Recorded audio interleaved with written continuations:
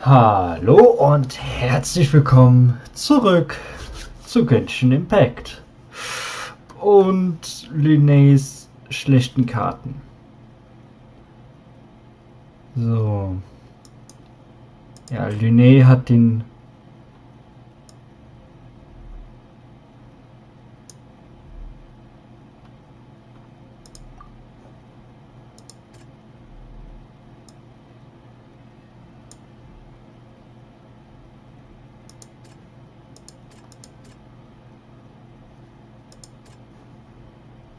Nummernwähler? Nee.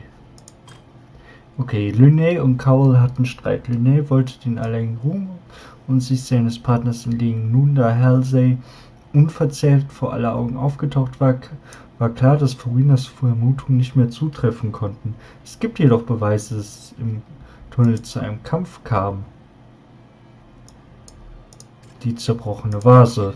The flower vase was not broken to cover anything up, but was smashed during the struggle between Lillian and Cowell.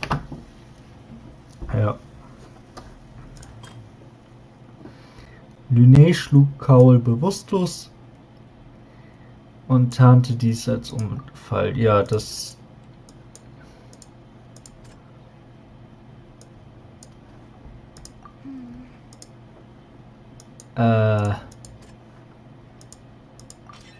Lillian was afraid that she would be recognized if she left, so she changed clothes and hid, biding her time. Just what one might expect of an experienced thief. Unfall aus der Bühne.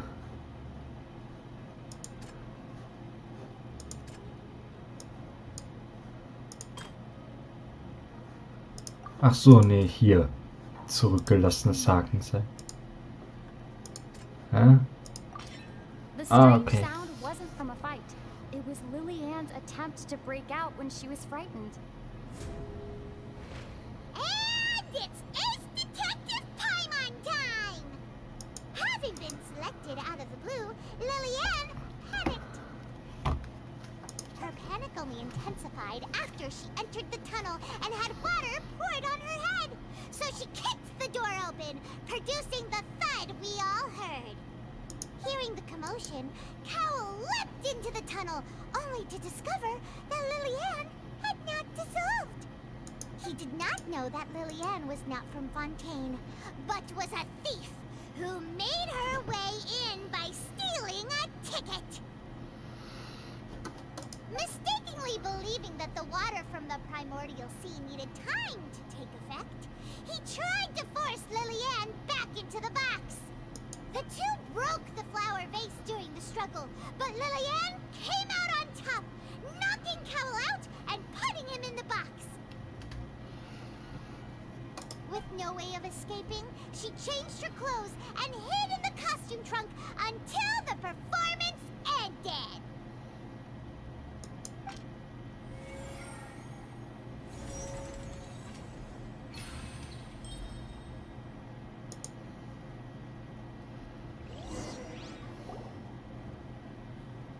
She knew that she would have to go through guard inspection if she tried to leave afterward. So, she has been trapped in the Opera House these last 2 days. She had already become desperately hungry by the time we were chatting over macarons.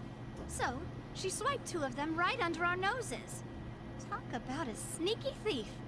At this point, all the events that happened in the tunnel have now come to light.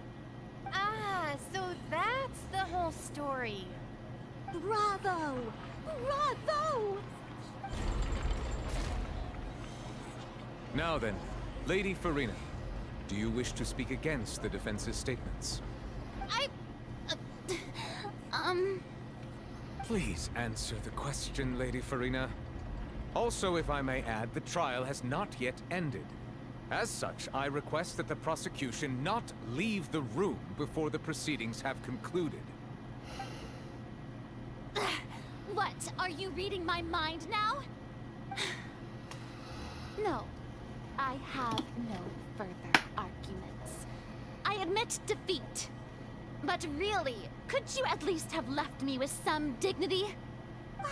Wow, look at that! She's like a deflated balloon now. If there are no objections, then as the Chief Justice of Fontaine, I shall once again repeat the full sequence of events. The actual perpetrator of the serial disappearances, Cowell, selected his next victim from the audience reservation list. With some modifications to the selector, he could ensure that the pre-selected young woman would be chosen.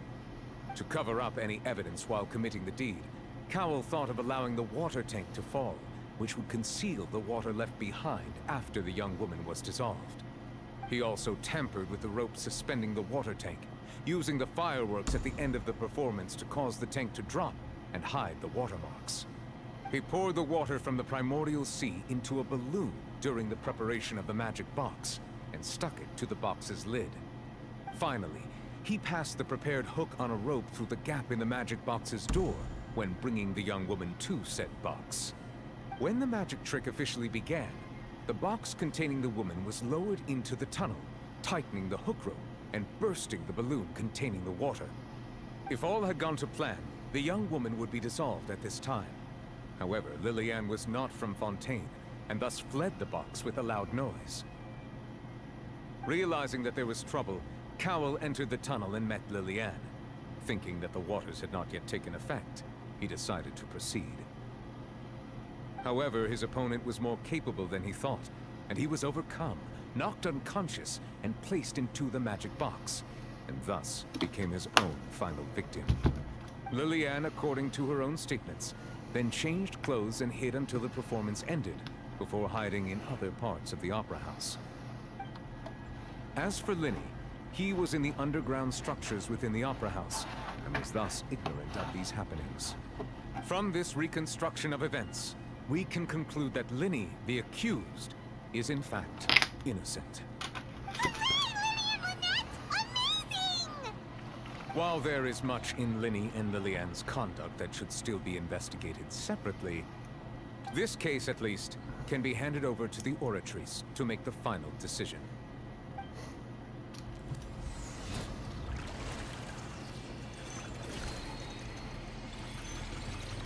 Und der kommt jetzt darauf, dass Lynette schuldig ist. Lynette. As such, Linny and Lynette are officially declared not guilty.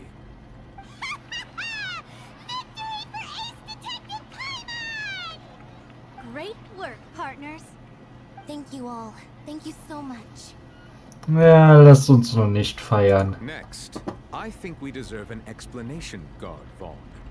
How did you find the water from the primordial sea in Linny's baggage? Right! Your discovery caused me to make a serious mistake, you know. Or was that not a discovery, but false evidence that you dare to bring before this court? I suspect that the accomplice mentioned in Cowell's notes was not Linny, but you, yes?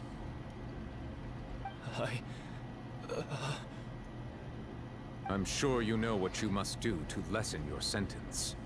Speak quickly! Unless you want to earn yourself a one-way ticket to Coupon Town. I was just following orders. We were supposed to place blame for the serial disappearances onto Linny, and thus cause suspicion to fall on the Fatui. The higher-ups said this was the best opportunity to do so.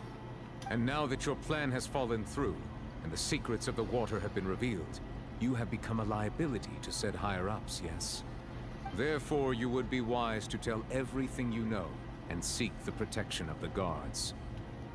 Yes, I'll tell you everything I know. Our boss discovered that the water can cause people to dissolve. It can also be made into a potion, which when extremely diluted, can cause people to experience unforgettable exhilaration. We've been in this business for a while now, and have made decent more off it. The disappearances were also the boss's idea. I mean, this is the boss we're talking about. The...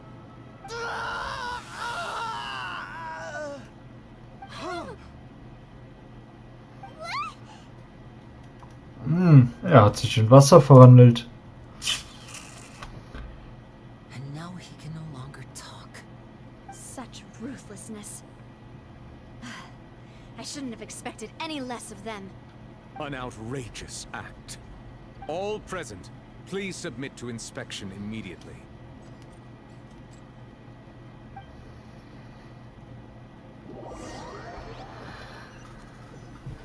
Ja. Wie ist diese Flüssigkeit an ihn rangekommen? So, we're just going back now? Das Problem ist vorübergehend gelöst. Wir müssen nicht länger hier bleiben. That's true, but Traveler, Paimon, please wait. Winnie... I know you may not want to speak to me right now. Maybe you don't even want to look at me. But still, let me thank you again for defending me to the end. Even after you learned that I'm a member of the Fatui. Ich wollte nur den Gefallen zurückzahlen, den ich dir schulde. I guess. But regardless, I'd like the opportunity to set things straight. I didn't approach you with any ulterior motives or ill intent. I've spoken to you as myself, just plain Linny this entire time. As for why I'm a Fatus, it's because the goals of the House of the Hearth align with those of an orphan like me. That's all. That was how Father, who you might know as the Knave, approached recruiting us back then too. A knave? The one who controls the House of the Hearth? She's your father? That's right. And since we're here, I was wondering, would you mind hearing a story? It's about my past. Back when our parents first died, Lynette and I were left wandering the streets. To survive, I took to surreptitiously observing an older street performer who did magic. It took me several days to figure out how he pulled off his amazing tricks. I took my sister through several streets until we found a crowded corner, and we began to perform magic tricks there.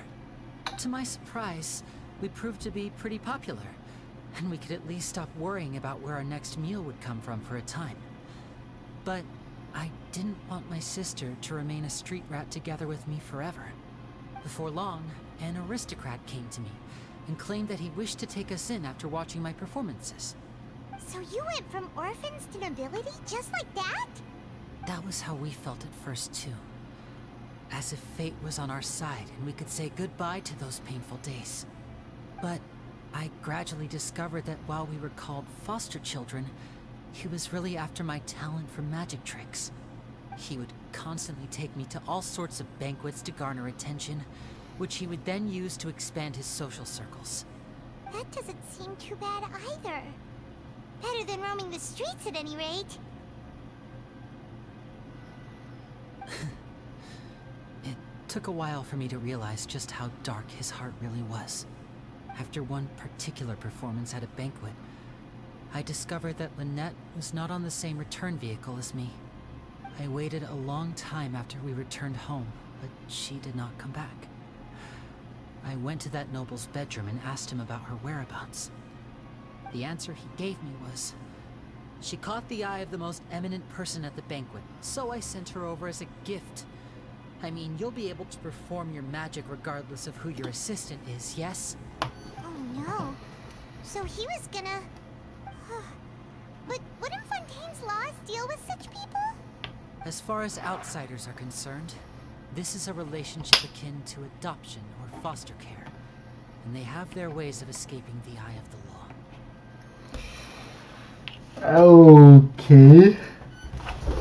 Ja, also er hat sie straight up versklavt. Und seien wir ehrlich, das hört sich nach einer unschönen Richtung an. Und ehrlich gesagt, nachdem Genshin Impact im Sumeru-Teil schon Misshandlung und Folter glorifiziert hat, deutlich brutaler als es in Mondstadt je war, würde ich denen jetzt auch zutrauen, diesen Schritt zu weit gehen. Ich hoffe nicht. Managed to ferret out the location of the mansion of that so-called eminent person and hurried through the night. But by the time I leaped over the walls, avoided the guards, and made my way in, all I saw was the moonlit ground covered in blood, and the knave standing there in the darkness. So, she'd already taken care of that guy. That's right. She had rescued my sister before she could come to any harm, and had even discovered several girls hidden in a basement, all of them orphans. Father, I mean, the knave, might have seen something in me, and so she made me an offer. The House of the Hearth welcomes you, for your interests align with ours. Here, none will ever betray you. Indeed, betrayal shall never be permitted here. I was hesitant to trust her. I mean, I had just been betrayed by nobles. But she was also quick to destroy the noble who had taken us in at first, giving us back our freedom. Oh, so that's how the two of you joined the House of the Hearth. Okay. Die Fatui. Was gibt es nun für eine selbstlosere Fraktion? Ich meine, ernsthaft, selbst die Sith sind, was Kinder angeht, netter. Und das will etwas heißen. Jetzt will Alectino das göttliche Herz erobern, nicht wahr? Oder the Knave. She has her own plans. She has gained permission from the Sarita to first use the Gnosis' power when she obtains it. She plans to use it to find a way to break the prophecy and save Fontaine. So, she believes in that prophecy too? That's right. The whole House of the Hearth is currently working to combat that crisis. Today's case has also proven that people from Fontaine can indeed dissolve into some sort of water, thus further supporting the prophecy. Everyone at Hotel Bouffe d'été, including the Knave, has their roots in Fontaine. And we will always defend our homeland. To us orphans, the only connection we have left to this world, apart from our family, is our homeland. So, from small deeds like distributing magic pockets to huge schemes like stealing a Gnosis, everything is aimed at dealing with that prophecy. Tut mir leid, aber ich kann dir immer noch nicht ganz vertrauen. It's alright, I understand. The only thing I can do is relate all this to you. I just hope you can understand that even as a member of the House, I have never stopped making my own decisions, and that I believe what I'm doing is right. If you should need anything at all in the future, feel free to find me. I will do my best to help you, as plain Linny. Ich verstehe. Tschüss.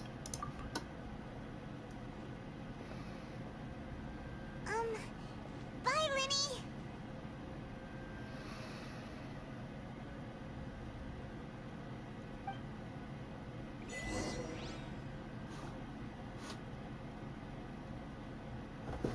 Also, ganz ehrlich, ich finde den Moralkodex der Reisenden inzwischen ziemlich kaputt. Ich meine, Nahida haben sie abgefeiert wie bescheuert. Dabei hat die für den Tod von Hunderten, wenn nicht sogar Tausenden gesorgt. Über die Jahrhunderte, in denen sie nichts gemacht hat. Ja. Ich meine, wir wissen, dass beim Samsara Festival noch keiner umgekommen ist. Aber wer sagt, dass auch sonst nie zu Toten oder sowas kam? Bei all den Experimenten, die Akademie getan hat. Plus der wissenschaftliche Niedergang hat natürlich indirekt ebenfalls zu Toten geführt. Und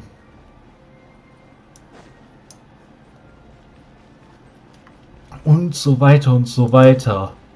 Aber trotzdem, Nahida wurde abgefeiert wie bescheuert. Sie ist ja so ein tolles Mädel. Nein, ist sie nicht. Linné hingegen ist zwar ein Narr, aber ein ehrlicher Narr.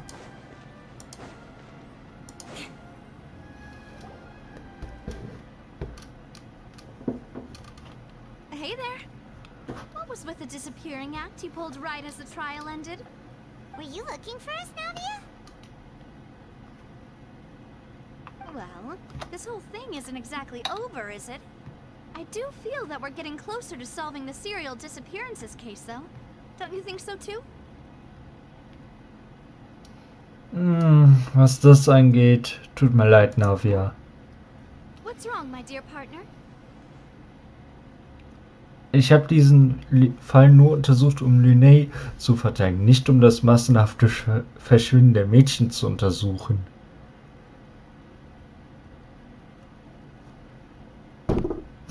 Was ist so aus unserer ich mache jeden Scheiß mit, selbst wenn er nichts mit meinem eigentlichen Ziel, meine Geschwister zu finden, zu tun hat, Reisenden geworden.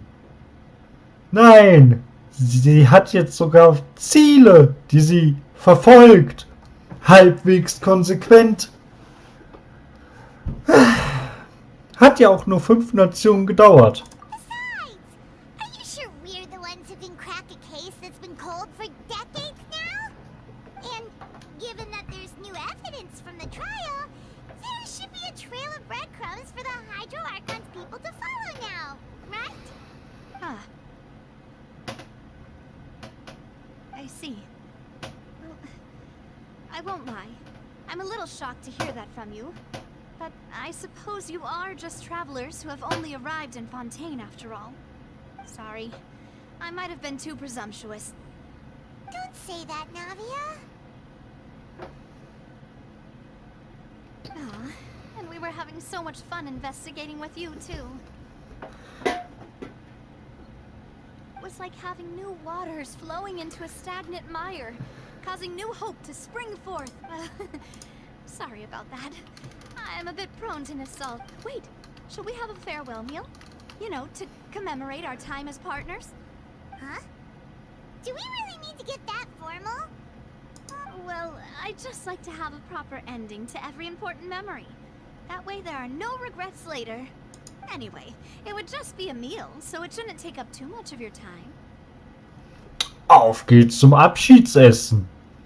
Also, ich sag euch, wenn die Reisende da abgelehnt hätte, da hätte sie aber rechts und links eine von mir geballert bekommen. Okay, seien wir ehrlich, hätte sie nicht. Paimon hätte sie vorher schon. Also was Essen angeht, da können wir unserer Notration ja vertrauen. You don't have to twist Paimon's arm. If Boss Navia's treating, count Paimon in. Oh, wonderful. In that case, why don't we return to the court of Fontaine and head to the Hotel de Boer? I believe we'll make it just in time for dinner. All right then, let's have our farewell meal. Ja. So, das erste Kapitel ist abgeschlossen. Es gibt insgesamt übrigens wieder 5.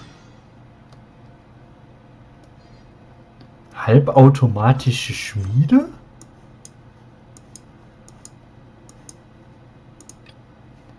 Die Schmiede von Fontaine bearbeitet das Material nicht selbst mit dem Hammer, sondern wendet stattdessen... Okay, das würde ich mir jetzt ernsthaft gern ansehen.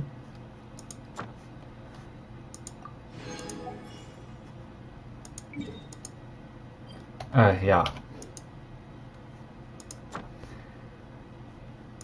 Okay.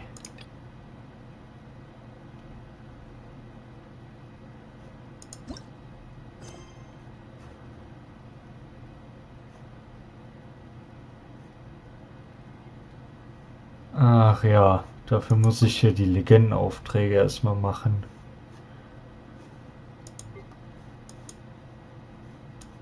Wie wäre das von Imperatrix und Prosa? Muss ich echt nur den machen? Ich meine nämlich, für manche musste man noch Imperatrix und Prosa zweiter Akt machen. Und ehrlich gesagt, dann würde ich auch beides zusammenspielen. Also Imperatrix und Prosa, erster und zweiter Akt. Fabula Textile. Ach so, umherziehender Held. Gehen wir erstmal raus aus dem Opernhaus.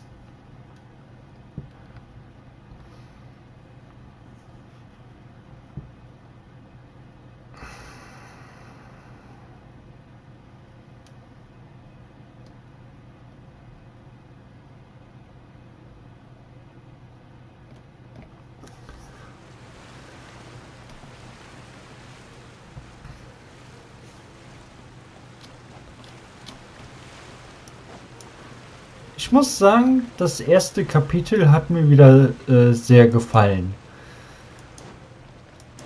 Heißt jetzt nur leider nicht viel für die restlichen 4, weil ich meine, bei Sumero hat mir auch das erste Kapitel noch sehr gefallen, ne? Der ganze mit Dings. Ja, das ganze mit Dings. Ich habe keine Hydrosiegel oder nicht genug. Ja gut.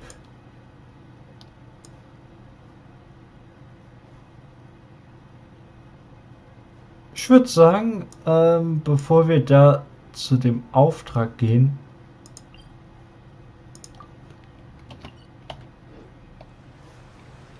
schalten wir noch den ne? Okay. Schalten wir den frei. Hier den Wellenreiter-Rufpunkt und dann die Statue der 7. Dann haben wir alle Statuen und ja. But the knights had enough sense to do away with all the superfluous detail.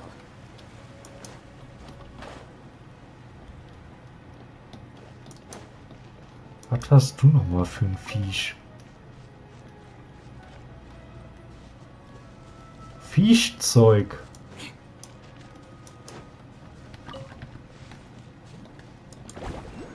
Ach stimmt, das war eine dieser Hochballer-Dingens, Kirschens.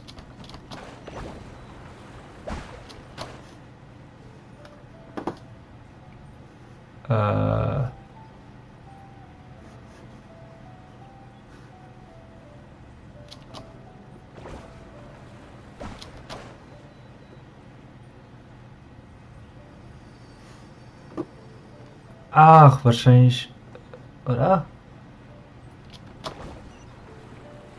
Time to scout.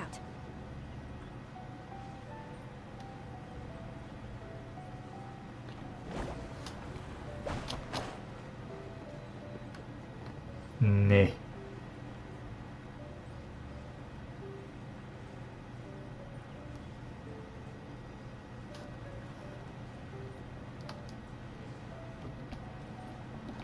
Der freut sich um das ganze Erz, was es hier gibt, oder wie?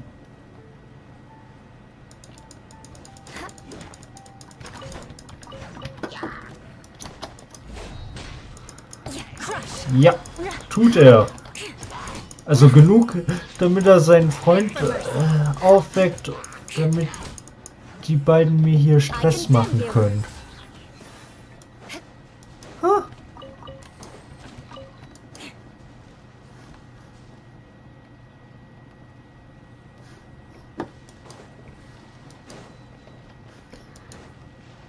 Seid ihr? Ach doch, ihr seid eigentlich gefährlich. Ihr seid nicht irgendwie passiv, die, aber... Blood of frost. Eye for an eye. Well met. Oh. Let's light it up. Going in.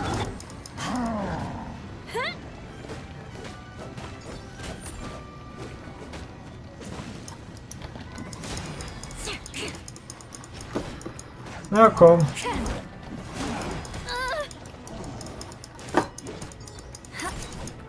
Rack and ruin.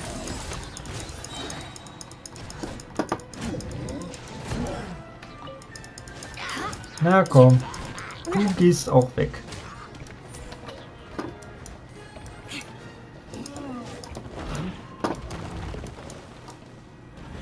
Touche. Autsch! Precision strike! Shudder. What a sorry Oh, sight.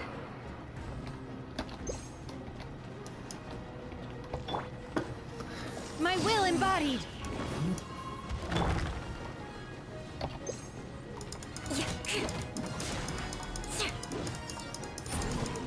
ich hätte doch noch mal hoppala. Ihr Ultimate nehmen sollen. Naja.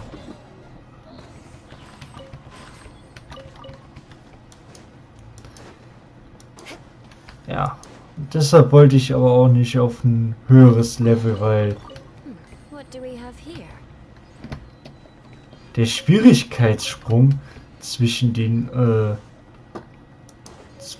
beiden ist halt echt enorm.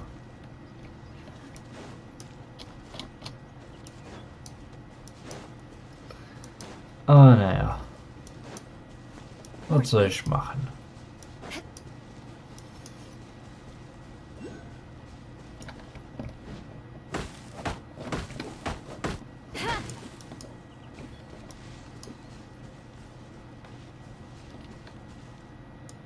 Yeah.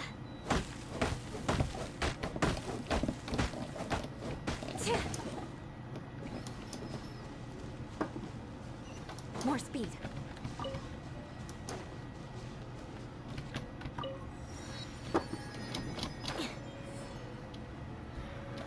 Um dich kümmere ich mich auch irgendwann. Aber momentan habe ich keine Ahnung wie. Hehe, tick, tack, tick. Die Katze spielt wie... okay. Katze mit schwarzem Hut, miau. Ah ja.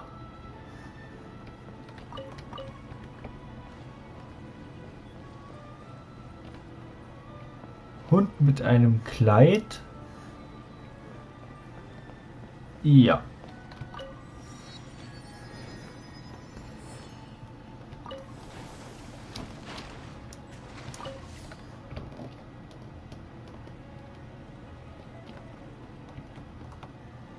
Okay.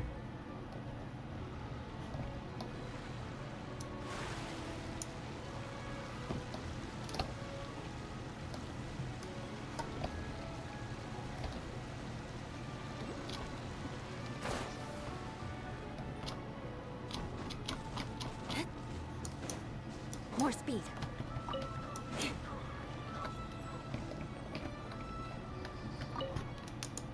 Offen steht dir diese Welt, wenn Edelmut dein Herz erhält.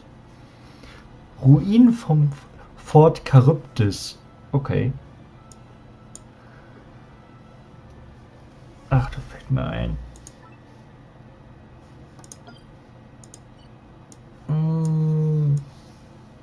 Haltestelle Margot. Ach, stimmt. Da oben ist ja auch noch. Das haben wir ja nicht befreit. Nicht erkundet quasi. Da könnte auch noch ein Fort sein. Okay. Ja.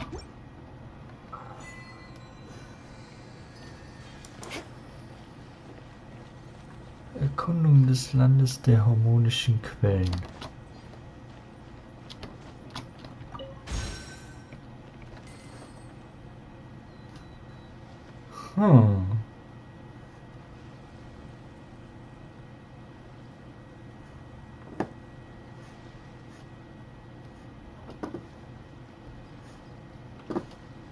Nee, hier sollte ich nicht einfach so runterspringen.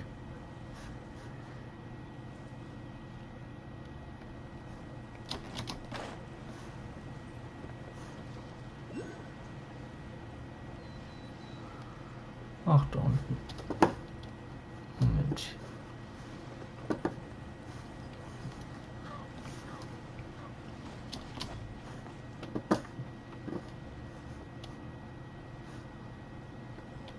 Ja, komm, das machen wir alles ein andermal.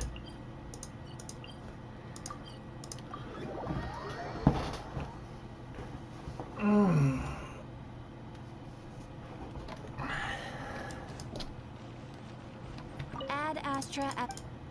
Ja. Thank you for Ad Astra.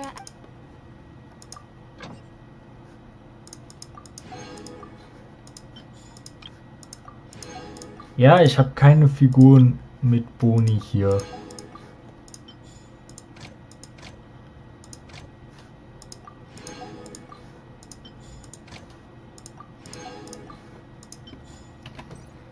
So.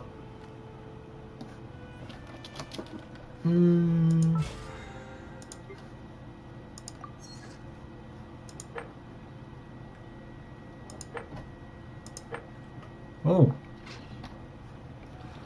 2 Herausforderungen kann ich auf jeden Fall noch machen. Also, bis der Monat endet. Aber wisst ihr, worüber ich gerade nachdenke? Ob ich...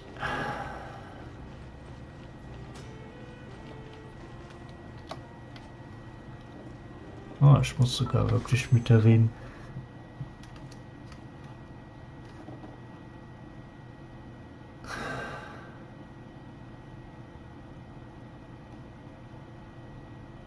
Ob ich nicht doch einmal für Furina bete, versucht die zu bekommen.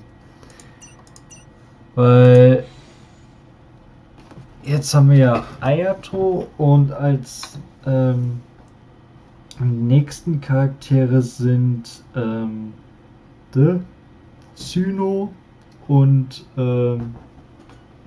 Ayato. Die beiden interessieren mich halt auch null. Da wäre halt die Frage, ob ich dann nicht einmal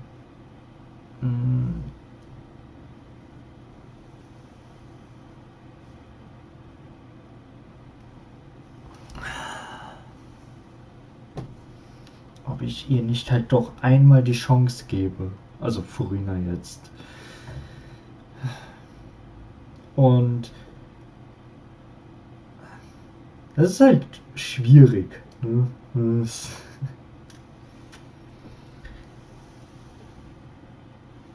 Und ich weiß, Ayato ist als DPS-Charakter schon besser als Euler, aber ich mag es irgendwie nicht so, den zu spielen.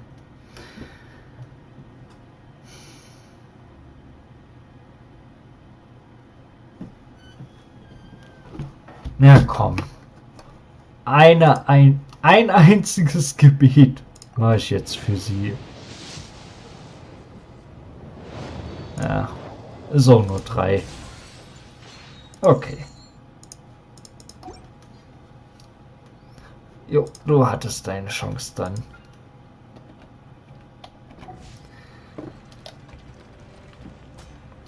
Estelle. Sprich mit mir, Mel. Es gibt noch Raum für Verbesserung, obwohl das Material dasselbe ist, stimmt die Schlagkraft immer noch nicht ganz. Bla bla bla. Sollte ich entsprechende Kraft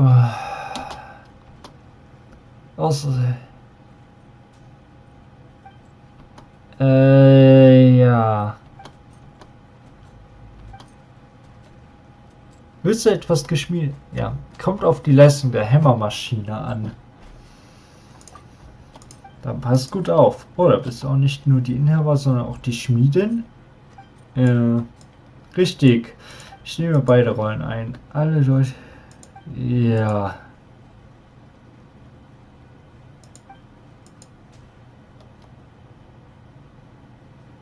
Du brauchst als Schmied nicht viel Kraft. Also, das ist so ein Vorurteil, weil Eisen ja so hart sei. Aber nein, du brauchst für Eisenbearbeitung, wenn es glühend heiß ist, brauchst du nicht viel Kraft. Und gerade, aber auch so eine Maschine Ich weiß nicht genau, wann es die ersten Hammermaschinen gab. Ob schon die alten Römer sowas hatten oder ob das erst im Mittelalter aufkam. Also in Europa zumindest. Aber ich meine, so mit Wasserkraft betriebene Hämmer hatten sogar schon die Römer.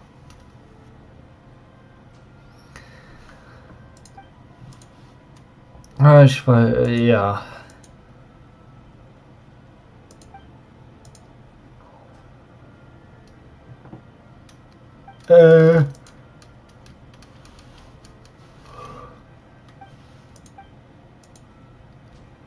Ja. Gib mir doch. Ich habe keinen Bock, mir das alles durchzulesen. Laber mich mit einem anderen Scheiß voll.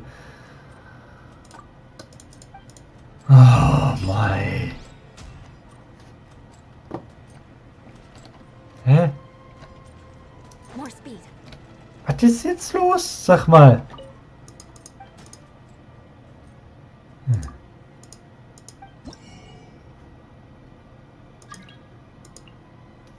Sorry. Nee.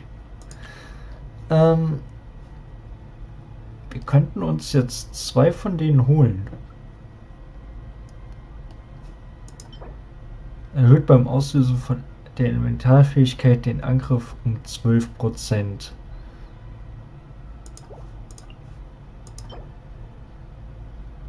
Okay. Erhöht nach anhaltender Heilung den Angriff um 24%.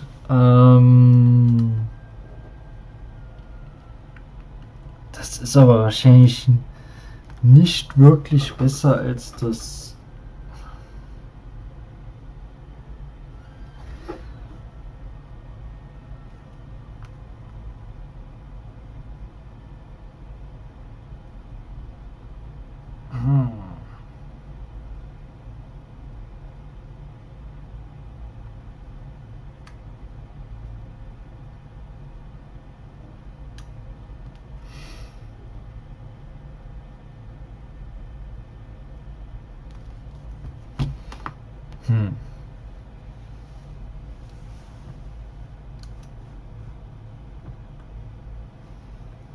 Höherer Angriff wäre ja eigentlich ganz nett, aber.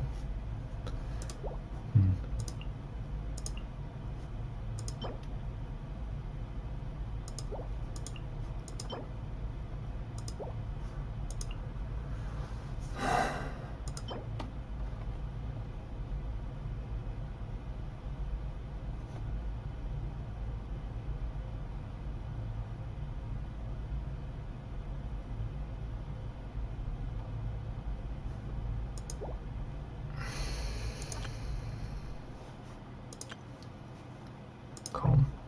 Nehmen wir mal das und wegen mir auch Gezeitenschatten, aber ja.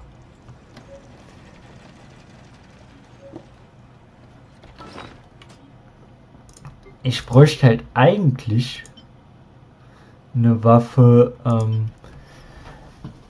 die ihren Crit-Schaden ordentlich verbessert und ja.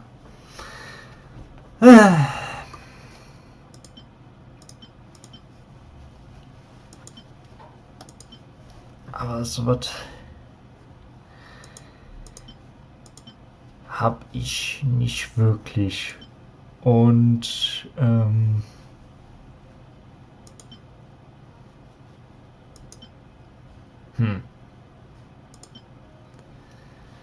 ist halt alles so eine Sache. Beziehungsweise klar, am besten wäre es, hätte ich ihre Signature-Waffe, aber naja. Ich werde mich jetzt aber auch erstmal wieder verabschieden. Ich hoffe, ihr hattet Spaß und bis dahin. Gruß, Synas Fan.